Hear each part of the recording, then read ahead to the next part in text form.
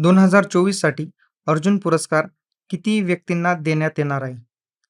पर्याय 1 4, पर्याय दुसरा 23, पर्याय तिसरा 32, पर्याय चौथा 45.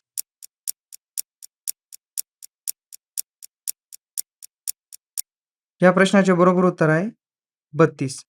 अर्जुन पुरस्कार 4 वर्ष सातत्याने खेळामध्ये प्रावीण्यासह नेतृत्व गुण, खेळाडू वृत्ती व शिस्तीचे प्रदर्शन करणाऱ्या खेळाडूंना दिला जातो. अर्जुन पुरस्कार 2024 साठी एकूण 32 जणांची निवड करण्यात आली आहे.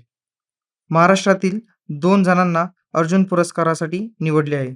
तर त्यांची नावे आहेत पुण्यातल्या सचिन खिलारी या दिव्यांग गोळाफेकपटूला, तर कोल्हापूरच्या स्वप्नील सुरेश कुसाळेला नेमबाजीत अर्जुन पुरस्कार जाहीर झाला आहे. अशाच चालू घडामोडी प्रश्न उत्तरांसाठी आणि महत्त्वाच्या व्हिडिओसाठी TCS9 चॅनलला सबस्क्राईब करा. Link in description, link in bio.